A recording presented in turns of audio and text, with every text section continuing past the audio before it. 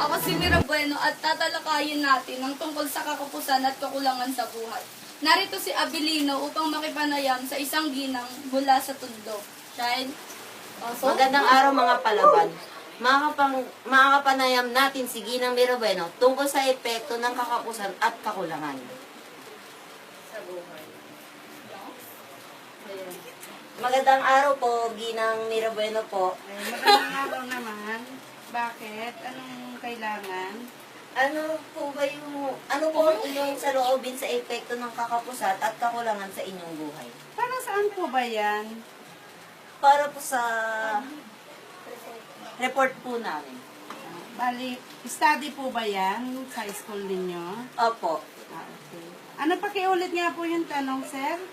Ano po ang inyong saloobin sa epekto ng kakapusan at kakulangan sa inyong buhay po?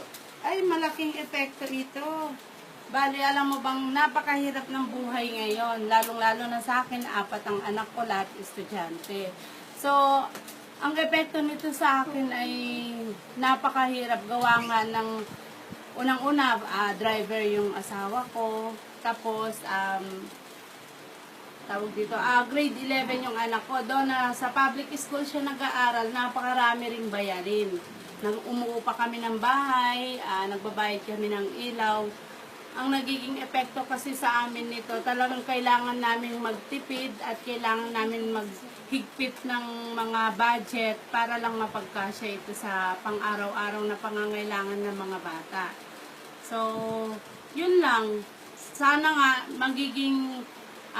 magkaroon naman ng batas na walang age discrimination pagdating sa pagkakaroon ng trabaho sa mga katulad namin, gaya namin na job order lang kami sa trabaho namin bilang researcher.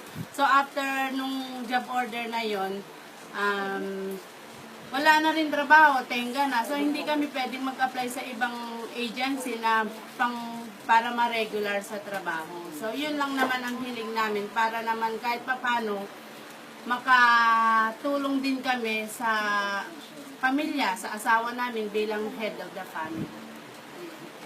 Maraming salamat po, Ginang Mira Bueno po, sa inyong pagbahagi ng inyong saloobin.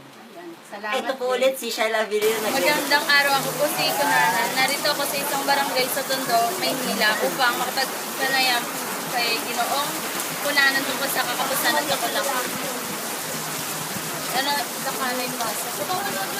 Magandang araw mga palabang. Makakapusan natin ngayon si Ginoong tungkol sa epekto ng kakapusan at kakulangan. Ginoong, ano po ang iyong pangalan? Ano po ang iyong pinagkakaabalahan ngayon? Ngayon ako yung isang supervisor sa isang call center. Ano po ang inyong hanap buhay? Sabi ko ako isang supervisor din sa call center. May tunang ko lang po kung ano po yung katingin nyo ang epekto ng kakapusan at kakulangan ngayon. Ang kakulangan yung sa pera, siyempre mahirap mawala ng pera kasi kailangan natin yung sa pang-araw-araw. Wala ka tayo sa sabihin ng pagkain at kung ano ba. Salamat po, sir. Ngayon, ulitin po. Ako po si Ralph Lawalan Trujeta Kanay ng Palaban News. Magandang araw mga palaban. Ating makakapanayam si Ginang Arevalo upang malaman ang kanyang saloobin sa epekto ng kakapusan at kakulangan sa ating buhay. Magandang araw po, Ginang Arevalo. Ano po ang inyong saloobin tungkol sa epekto ng kakapusan at kakulangan sa ating pang-araw-araw na pamumuhay? Hindi ko laking kakulangan sa akin yun. Pag kulang ako ng budget, kinakapos din.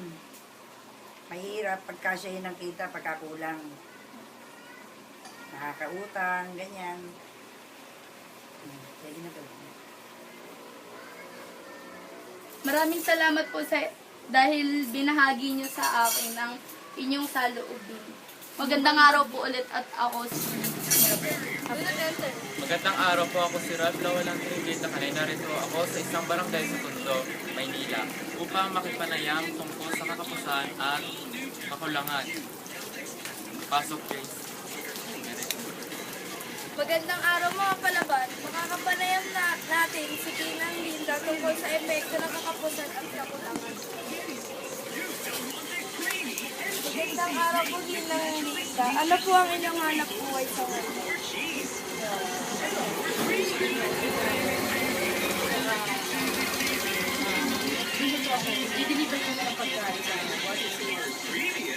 Ano po ang inyong saloobin sa epekto ng kakapusan at kakulangan sa inyong buhay? Kung sa kakapusan lang, hindi naman namin gano'ng ginagawa. Hanap buhay naman kami, may sarili kami hanap buhay. Kakulangan, siguro, konti. Minsan, pagka medyo mahina ang binigay namin, yun lang. Pero, hindi naman ganun dumadanas na kakapusan o kakulangan. Maraming salamat po Ginang Linda. Ako po si Herrera, nag-uulat para sa palaban.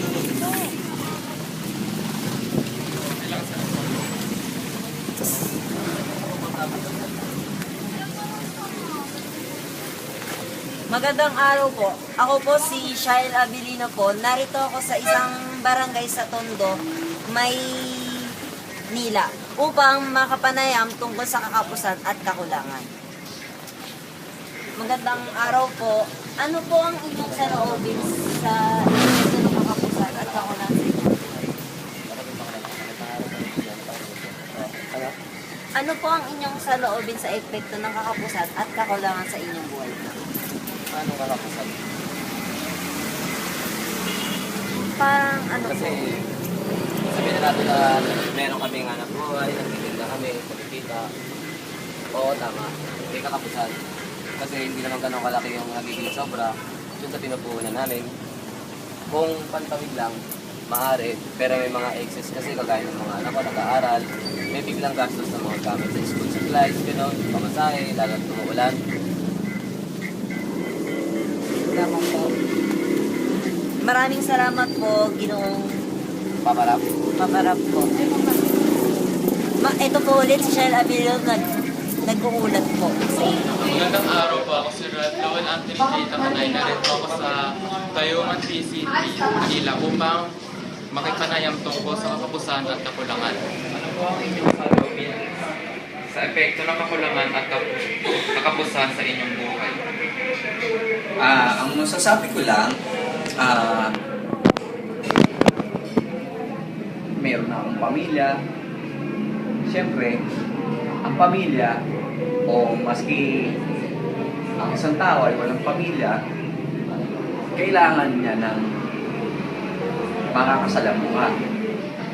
At sa pakikipagsalamuha at sa laban ng buhay, kailangan meron siyang isang matatag na hanap buhay. Ngayon, considering na may hanap buhay ako, ang kulang sa akin, yung tinatawag na pamilya. Meron akong 2 anak, wala akong asawa. Dahil sa pag-upload ko, nagkahiwalay kami.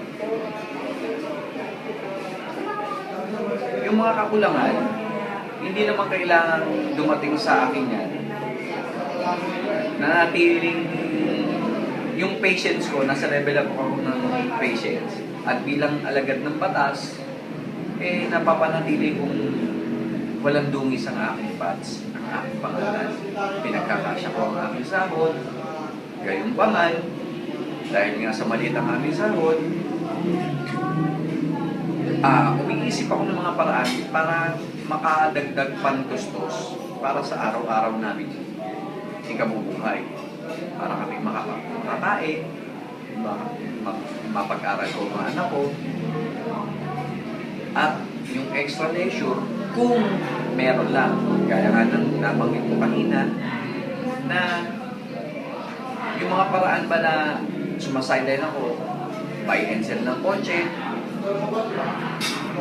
at buy and sell ng mga realty, kaya lang hindi ako licensed broker, realty broker, pero sumasama ako sa isang realty broker na may lisensya para ako yung makapag-adopt ng mga property nang magkaroon ako ng solusyon. Sa ganung bagay, malinis kong nakukuha at maipapakain sa pamilya ko ng malinis. Yun lang. Maraming salamat po sa inyong sagot. Muli ako po si Rab Lowell Anthony Keita Kanay na palaban. Magandang araw po sa inyong lahat. Ako po si Mira Bueno at narito ako sa isang barangay sa Tondo, Dagupan Extension upang makipanayam tungkol sa kakapusan at kakulangan sa ating araw-araw na pamumuhay. Magandang araw po. Kami po ang grupo ng Palaban. Atin pong makakapanayam ngayon si Ginoong Delara tungkol sa epekto ng kakapusan at kakulangan. Ano po ang inyong saloobin sa epekto ng kakapusan at kakulangan sa inyong pamumuhay? Araw-araw na hanggat sa pangangailangan. Tulad ng financial. At sa pang-araw-araw na income. Minsan kasi walang gawa, minsan pero minsan Maraming salamat po dahil binahagi niyo po sa amin ang inyong saloobin. Maraming salamat. Inuulit ko, ako po si Mira Bueno at ating nakapanayam si Ginoong Delara. Magandang hapon po. Andito po tayo ngayon sa Wandona Street at atin pong makakapanayam si Kuya Jay. Bukod po sa pagtitinda ng burger, ano ba po yung pinagkakabalahan? Nagod ka, kaalam yun, nag-aalaga, tsaka nagluluto sa gawain bahay. Sa ngayon po ba, nakakaranas po ba kayo ng kakapusan at kakulangan para sa inyong pagtulong? Umaalis kasi una-una, dala ng tag-ulan, hindi naman ganun na kikita ka na malaki, diba? So, ayun, nagkakaroon din kulangan sa mga pangangailangan. Lalo na nag-aaral yung mga bata. Sa inyong opinion, ano po ang epekto ng kakapusan at kakulangan para sa inyong pang-araw-araw na pamumuhay? Yun nga, ang epekto kasi nun, siyempre, kailangan mag-tipid, gano'n. Kasi malaking epekto yung nangyayari. Yung tulad ng pagkaganyang tag-ulan, walang customer. Wala kang maasahan kung sa sarili mo lang. Dito po natatapos sa aking pag-uulap. Nandito po tayo sa General Lukban sa kainan ni Ate Ninay upang makapanayam sa ating Ninay. Bukod po sa pagiging Tindera. Bukod po sa pagiging tendera, ano pa po ang inyong pinagkakabalahan? Nagbi-breed kami ng mga aso sa Cavite. Tapos binibenta namin. Mga pure breed na aso. Gusto nyo bumili. Ating Ninay lang. Sukal natin Ninay. Sige, game. Number 2. Sa ngayon po ba, nakakaranas po ba kayo ng kakapusan at kakulangan para sa inyong pamilya? Oo naman. Siyempre, pagka walang customer, kakapusin kami. Mahal ang shabu ko, dos. May nag-interview na eh. Nasaan mo ba yun? Siyempre. Biro lang. Siyempre, pag walang estudyante, lalo na't hinaharang yung mga papuntang estudyante rito, apektado ang hanap buhay namin. Since almost kumakain dito, Giuseppe yan, di ba? Apektado. Sa inyong opinion, ano po ang epekto ng kakapusan at kakulangan para sa inyong pang-araw-araw na pamumuhay? Malaki. Kasi, syempre, ito ang bread and butter ko, itong tindahan na to eh. Kung sakaling makakapos, apektado ang kabuhayan namin. Ako po si Karen at dito po nagtatapos ang aking pag-uulat para sa Palaban News. Ako po si Karen at ako naman si Shahena at dito tayo sa Paraiso Street at ngayon ating makakapanayam ang mga mananahi. Isa sa mga mananahi. Bukod po sa pagiging mananahi, ano po ang inyong pinagkakaabalahan? Nagkakabalang trabaho pa o Opo. pinagkakakitaan? Opo. Wala na eh. Dito na talaga kumikita. Kasi dito na, sobra na yung panahon ko eh. Sapat na yung dito yung... Sa inyo pong opinion, ano po ang epekto ng kakapusan at kakulangan para sa inyong pang-araw-araw na pamumuhay? Epekto ng kakulangan. Apo. Epekto ng kakulangan sa akin. Kasi, actually, hindi naman ako kinakapos kasi isa lang naman yung anak ko. Pero kung kakapusin mo, epekto ng kakulangan. Eh, ano yun, yung hindi sapat na kita, di ba? Kinakapos. Sa kailangan gawin mo, kumakas ka ng ibang dagdag na pagkakakitaan. Pero sa amin dito, okay na. Nakakalo ko kami. Hindi naman kami kinakapos. Sige po, salamat po. Nag-school pa kayo. Dito po nagtatapos sa aming pamilya. At sa pangalawang tanong po, sa inyong opinion, ano po ang epekto ng kapusan at kakulangan para sa inyong pang araw-araw na pamumuhay? Malaki ang epekto, no? Kasi nga kapag kulang ka sa budget, kulang ka sa ano, hindi mo masusunod yung gusto mo. Halimbawa, may gusto kang bilhin, may gusto ka ng bayaran, gusto mo ng bayaran para hindi mag-due date yung ilaw, hindi mo magagawa kasi kulang ka ng pera. Kailangan mo pa mangutang, kailangan mo habulin pa yung magpuputol na. Kailangan habulin mo yun para hindi kayo maputulan. Oh, kakabaka-baka, baka mamaya maputulan ka na. Hindi ka pa nakakabayad. Oh. Sa tubig din, ganun din. Kaya, pero kung meron ka talagang babayaran mo na ng updated para wala ka ng problema, hindi ka nininervyos. Umuulang hapon sa inyong lahat. Ako si Bautista, narito sa isang barangay sa Parañaque upang makipanayam tungkol sa kapusan at kakulangan. So, nandito po si Kagawad Santos. Siya po yung makakapanayam natin. Yung unang tanong po, bago po kayo maging kagawad, ano po yung pinagkakabalaan niyo sa bahay? Nung una, may trabaho ko bilang jeepney driver ng Velasquez Victoria. And after that, medyo nagkaroon ko ng konting maliit na business, yung computeran, Maisonette. Naranasan niyo na bang magkaroon ng kakapusan sa pamumuhay kahit minsan? Hindi lang minsan, madalas. Ano na lang po, sabihin na lang po natin ngayon na nararanasan po natin yung kakapusan. Ano po yung magiging saloobin niyo tungkol dito? Kalamhati, pero mas priority yung mag-umigting uli yung kasipagan para hindi naman maranasan ng mga anak ko yung dinaranas namin ngayon. So, yun po yung naging sagot niya sa pakikipanayam natin. Thank you po. Okay. Magandang hapon po. Ako si Bautista, narito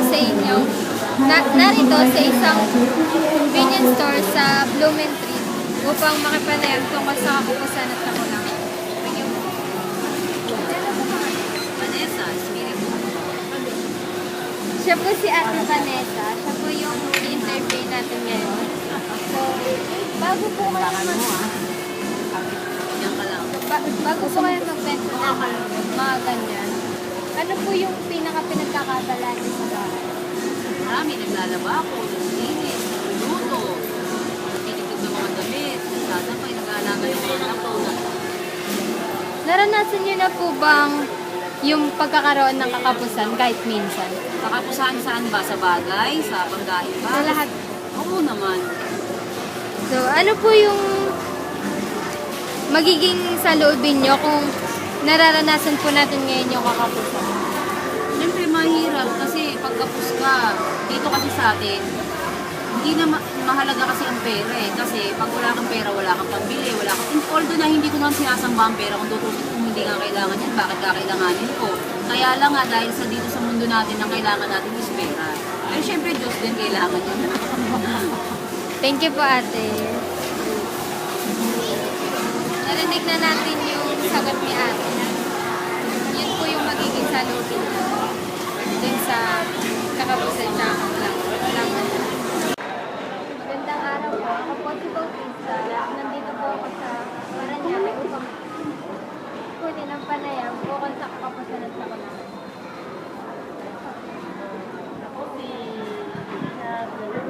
So, siya si Ate Gina. Siya yung makakapanayam natin ngayon. Bago kayo maging crew ate, ano po yung pinagkakabalaan niyo sa bahay? Pinagkakaabalan ko yung anak ko, syempre, kasama ko na alagaan. Naranasan niyo na po bang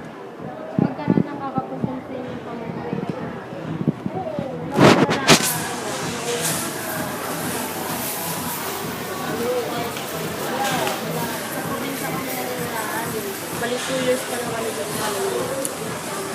Ano na lang po, sabihin na lang po natin na nakakaranas po tayo ngayon nakakapusan.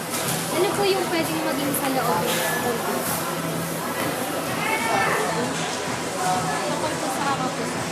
Ano po maging mahirap talaga kasi siyempre, kailangan natin mag-fit. Kailangan natin pagkakasama ng sahod. Diba? Tapos, yun na. Kaya, mahirap na.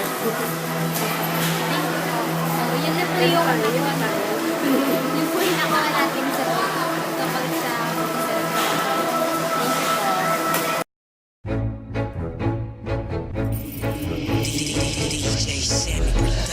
Magandang araw po. Ako si Rana. Narito ako sa isang presentation. May nila upang ipanayam sa kapusan at kakulangan.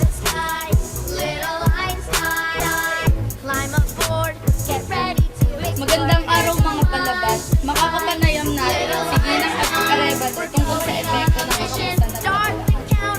Ano po ang inyong saloobin sa epekto ng kapusan at kakulangan?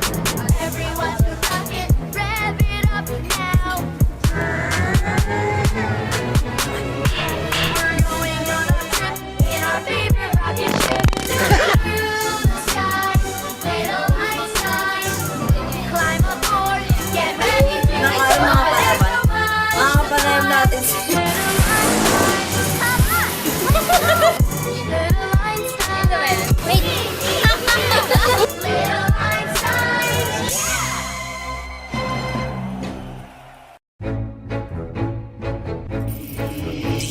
DJ Sammy Productions.